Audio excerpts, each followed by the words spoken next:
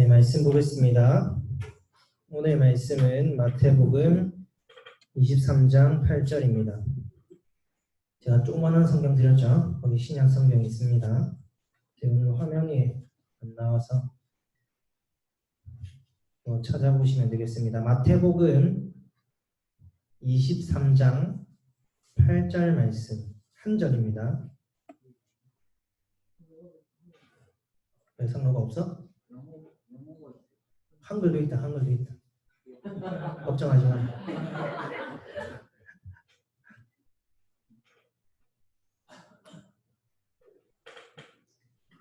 다 찾았습니까? 한 구절이니까 다 함께 한 목소리로 읽도록 하겠습니다. 시작. 그러나 너희는 랍비라 칭함을 받지 말라. 너희 선생은 하나요. 너희는 다 형제니라. 아멘. 오늘은 너희는 선생이라 불리지 마라 라는 제목으로 함께 말씀을 나누겠습니다. 우리는 교회를 다니면 최소한 일주일에 한 번은 이렇게 설교를 듣게 됩니다. 그러면 우리가 종종 거의 항상 대부분 던지는 질문은 어떻게입니다. 육하원칙 중에서 하나를 고르자면 어떻게라는 것을 많이 질문해요. 그래서 우리가 어떻게 살아야 하는가? 그래서 우리가 어떻게 지켜야 하는가? 그래서 우리가 어떻게 이것을 행해야 하는가? 그런 질문을 많이 던집니다. 그런데 사실 우리에게 진정 필요한 질문은 어떻게 라기보다는 왜 라는 질문이 중요합니다. 왜 라는 질문이 우리에게 필요한 거예요. 이 왜가 내가 이거 왜 해야 되는데, 내가 왜 지켜야 되는데, 왜 살아야 되는데, 왜 예배해야 하는데, 이런 왜가 아니라 하나님께서 왜 이 말씀을 우리에게 주셨을까? 하나님께서 왜 우리에게 헌금을 하라 하시고 기도하라 하시고 예배하라 하시고 찬양하라 하시고 하나님께서 왜 이러한 또 우리에게 교사나 집사나 장로나 이런 목사나 아니면 여러분 임원이나 찬양팀 이러한 역할들을 주셨을까? 왜 그러한 것들을 하게 하셨을까? 하는 질문을 우리는 늘 그것들을 하면서 던져 보아야 하는 거예요. 물론 어떻게 라는 질문은 우리가 할 수 있는 겁니다. 이렇게 하십시오. 이렇게 하지 마십시오 하면 우리의 노력으로 하면 할 수 있는 거죠. 그런데 왜 라는 질문은 사실 우리가 그런 의문을 가지고 질문을 하지만 진정 하나님께서 저와 여러분에게 눈과 귀를 열어주셔서 알게 하시고 깨닫게 하시지 않으시면 이것은 도통 알 수 있는 방법은 없습니다.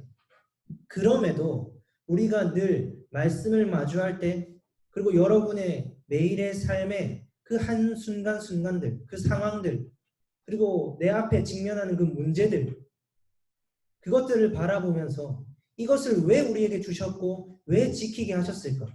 그리고 지금 이러한 상황과 문제들을 왜 나에게 지금 겪게 하시고 보게 하실까?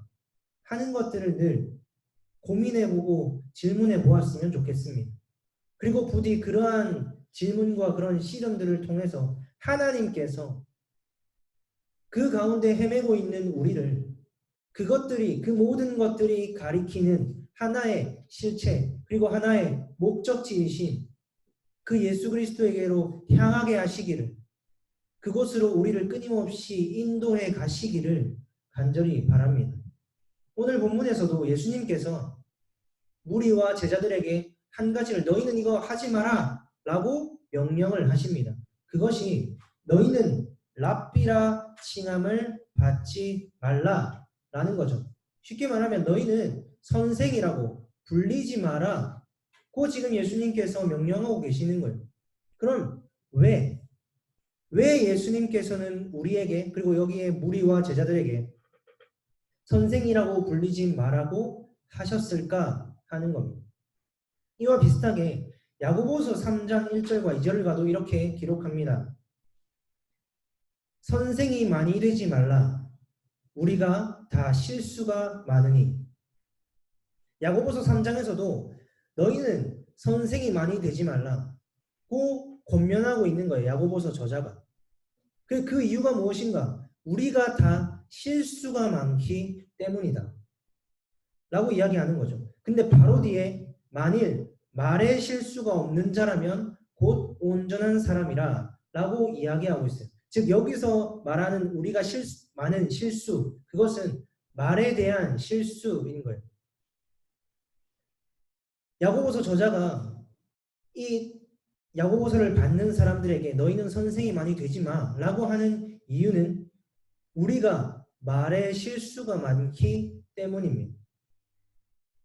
반대로 말하면 말에 실수가 없는 사람은 2절에서 말하듯이 온전한 사람이고 그 온전한 사람만이 선생이 유일하고 참된 선생이 될 수 있다라는 말입니다.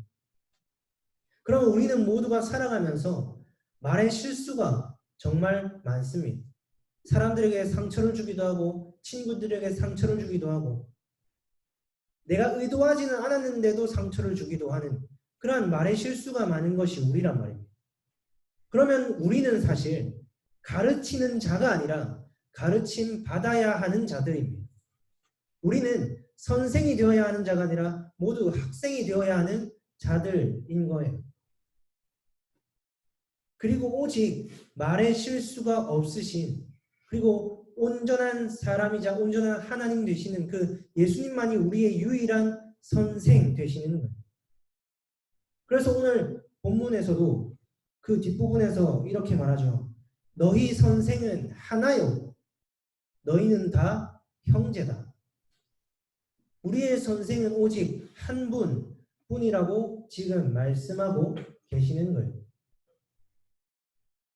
그렇게 이러한 본문들을 볼 때 우리가 선생 될 자격이 없구나.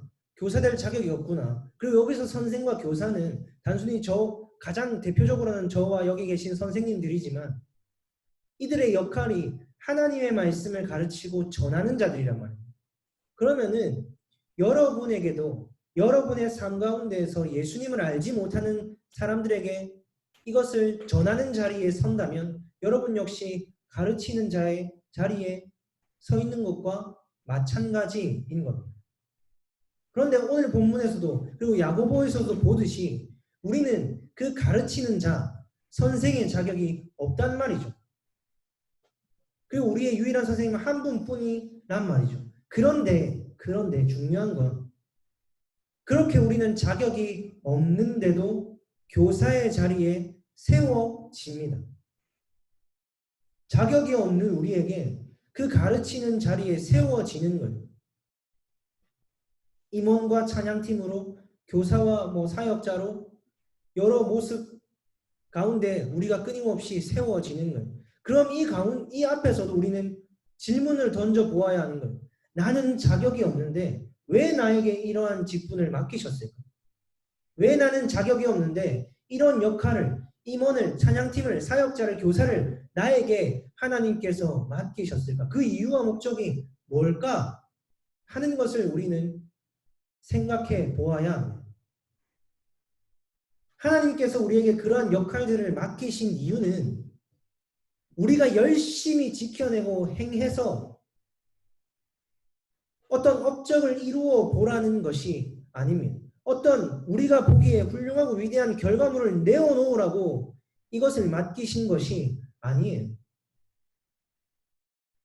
오히려 우리에게 맡겨진 이 역할들을 우리가 감당하면서 찬양팀을 해보고 임원들을 해보고 교사를 해보고 사역자를 하면서 끊임없이 우리가 얼마나 자격 없는 자인지를 날마다 세워질 때마다 이것을 행할 때마다 폭로당하라고 그것을 폭로당하고 가슴을 치면서 왜 나에게 이것을 맡기셨을까를 깨닫고 진정 우리의 목자이시고 우리의 선생이신 우리의 리더이신 그 예수께로 향하라고 그것으로 인도하시기 위해서 이것을 맡기신 것입니다.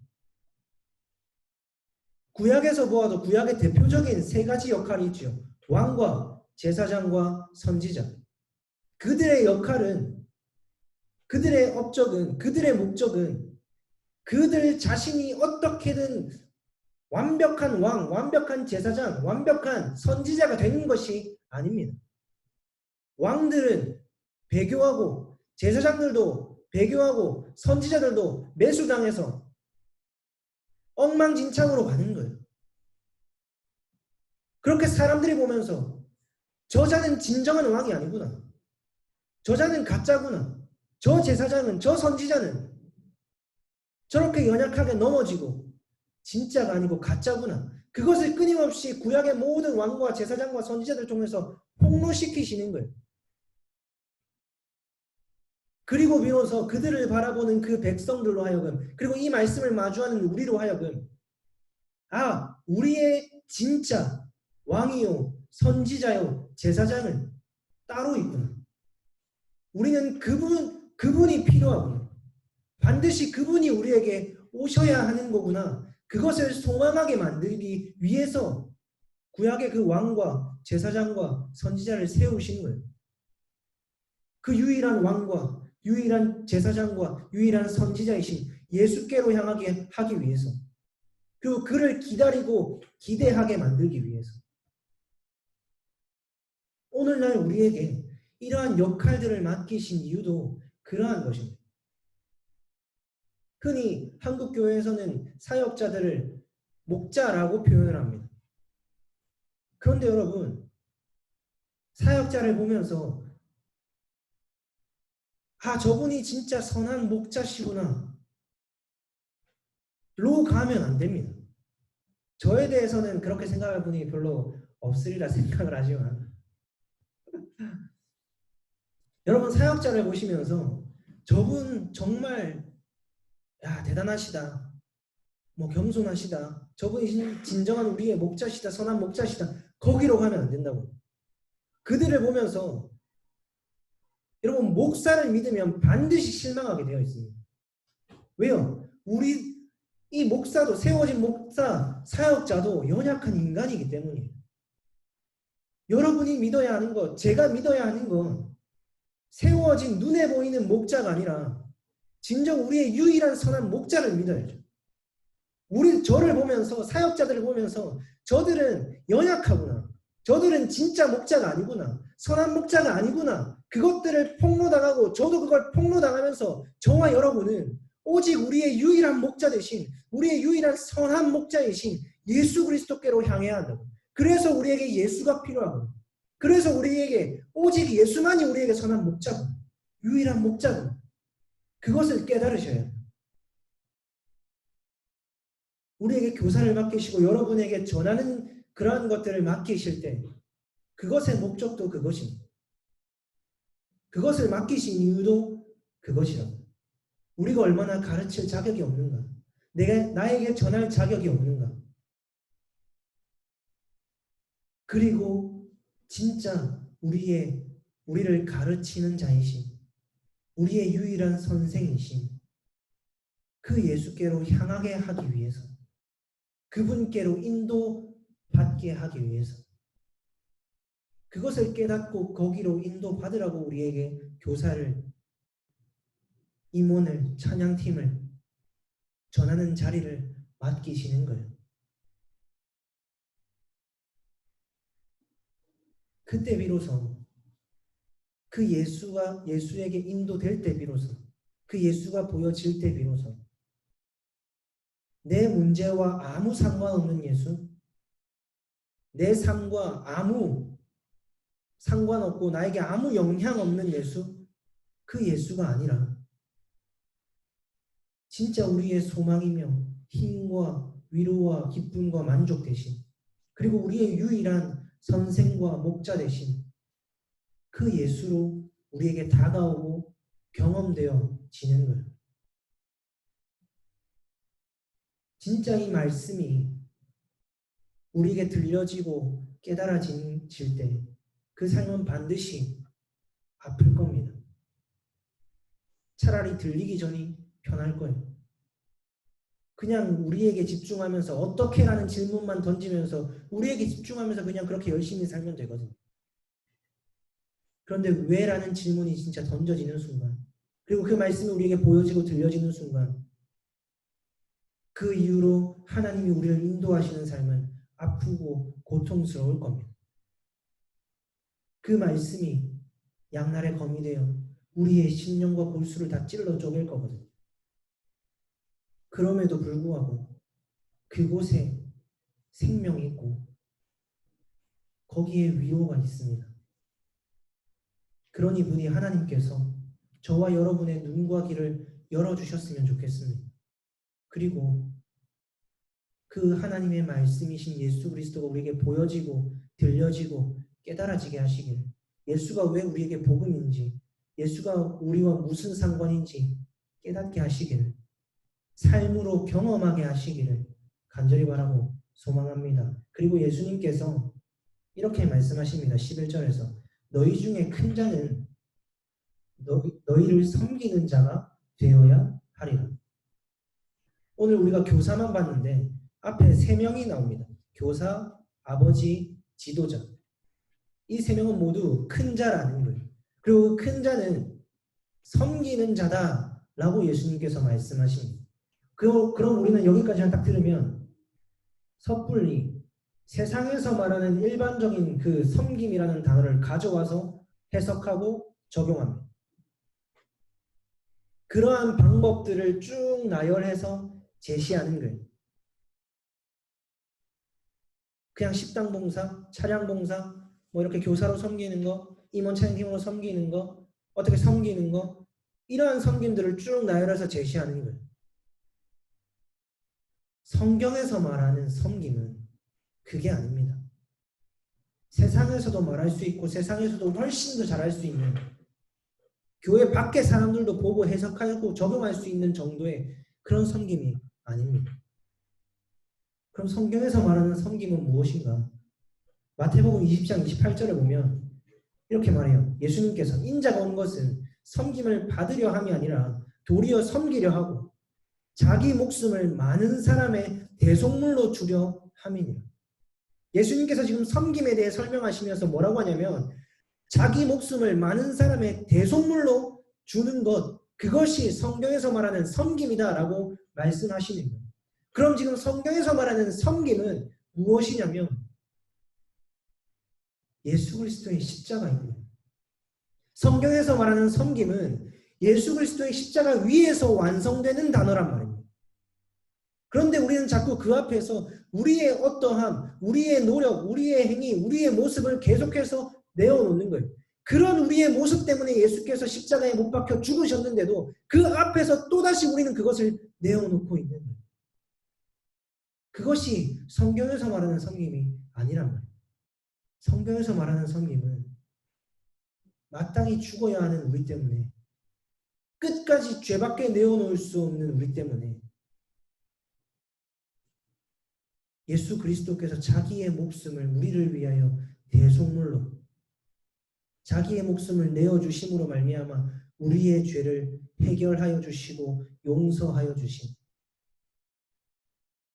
그리고 자기의 육체를 찢으심으로 하나님께로 인도하여 주심, 그것이 예수의 섬김이요 성경에서 말하는 섬김입니다.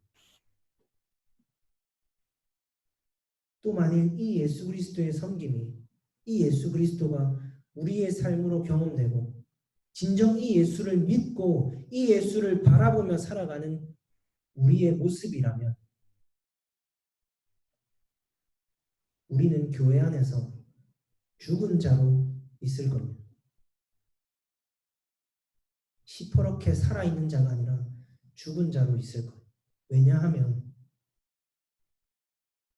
예수 그리스도만 십자가에 못 박히는 법은 없습니다. 갈라디아서 2장 20절에서 말씀하듯이 내가 그리스도와 함께 십자가에 못 박혔다. 그런즉 이제는 내가 사는 게 아니라 내 안에 그리스도께서 사신다. 예수만 못 박히고 나는 못 박히지 않고, 예수만 핍박과 고난 받고 나는 안 받고, 그런 거 없습니다. 예수 그리스도로 말미암아 믿음이 주어진 성도는 반드시 그리스도와 함께 십자가에 못 박히는 그 자리로, 함께 고난과 핍박을 받는 그 자리로 가게 되어 있습니다. 그럼 교회 안에서 우리는 그리스도와 함께 십자가에 못 박혀 죽은 자로 이곳 가운데 있는 거예요. 그런데도 교회 안에서 만약에 교회 안에서 다툼이 있고 큰 소리가 있고 서로 비난과 정죄가 있고 싸움이 있고 그러고 있다면 그리고 다른 사람을 희생시키면서 내가 어떤 것을 받기를 원하고 혜택을 누리길 바라고 내가 섬김을 받기를 원하고 있다면 죄송하지만 그 사람 앞에는 예수 그리스도의 십자가가 보이지 않는다는 겁니다. 만일 그러하다면 우리의 가슴을 쳐야죠. 교회는 그리스도와 함께 십자가에 못 박혀 죽은 자들로 가득한 곳입니다. 죽은 자들이 어떻게 왈가왈부하며 소리치며 싸우며 그게 안 되는 거예요. 그래서 사도 바울은 또 서신서에서 여자들아 잠잠하라 라고 이야기하는 거예요. 물론 그 당시 교회에 여자들의 어떤 문제가 있었겠죠. 그런데 사도 바울은 남자와 여자의 관계를 그리스도와 교회의 관계로 본단 말이에요. 그럼 여자여 잠잠하라 이 말은 신랑이신 예수 그리스도의 말씀의 선포 앞에 그 진리의 선포 앞에 교회는 잠잠해야 한다라는 말이에요. 우리는 다 죽은 자로 고개를 숙인 자로 무릎 꿇은 자로 하나님 앞에 잠잠해야 하며 이 안에서 죽은 자로서 있어야 합니다. 그리고 그때 비로소 하나님께서 오셔서 하나님의 생기를 우리에게 불어넣어 주시는 그 하나님의 성령으로 그리스도의 말씀으로 우리에게 생기를 불어넣어 그 그리스도의 말씀으로 말미암아 우리를 다시 살아나 일으켜 주시는 거예요. 그렇게 그리스도의 말씀으로 성령으로 일으킴 받은 자는 이제 서로를 용납하며 그저 서로 경험한 그 예수 그리스도를 그 그리스도의 말씀을 함께 호흡하는 거예요. 함께 나누는 거예요. 거룩한 입맞춤으로 함께 나누는 거예요. 이 역시도 결국은 우리가 얼마나 죽기 싫어하는지 그것을 끊임없이 이 땅을 살아가는 동안 통로당할 겁니다. 나는 정말 죽기 싫어하는구나. 나는 더 큰 사람, 더 높은 사람이 되고 싶어 하는구나.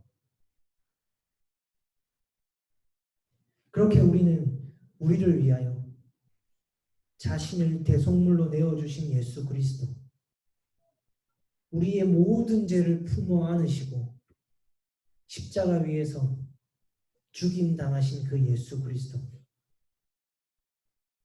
그 예수 그리스도에게로 그 예수 그리스도의 은혜와 사랑으로 우리의 말씀을 통해 우리의 삶을 통해 그리고 교회 안에서 주어지는 그 역할들을 통해 인도받아야 하는 거예요.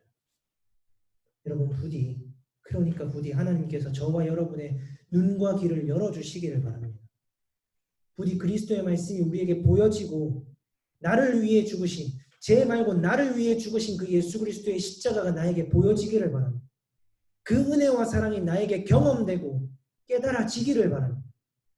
하나님께서 그 가운데로 우리를 인도하시기를 바라고 비로소 그리스도에게로 더욱더 인도하여 가시기를 우리의 삶을 통하여 경험하게 하시기를 왜 예수가 나에게 복음이고 왜 예수가 나와 무슨 상관이 있는지를 깨닫게 하시기를 진짜 우리의 그 모든 것들을 통해 도출되는 결론이 예수구나 라는 것이 비로소 이해되고 깨달아지게 하시기를 간절히 바라고 소망합니다. 기도하겠습니다.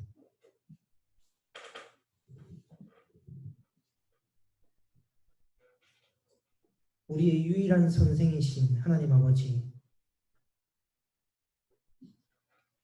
우리는 여전히 교회 안에서 내가 더 높아지길 원하고 내가 대접받길 원하는 혹은 여전히 어떻게? 라는 질문을 던지면서 내가 어떻게 살아갈까? 내가 어떻게 지켜낼까 하는 인간 중심, 내 중심적인 생각을 품고 살아가는 우리임에도 불구하고 이곳 가운데로 인도하여 주셔서 또 하나님의 말씀을 듣게 하시니 참으로 감사합니다. 하나님, 우리에게 임원으로, 찬양팀으로, 또 여러 모습과 역할로, 또 교사로, 사역자로 우리에게 맡기신 그 이유와 목적이, 그것을 통해서 우리의 눈에 보기에 훌륭하고 위대한 어떤 업적을 이루는 것이 아니라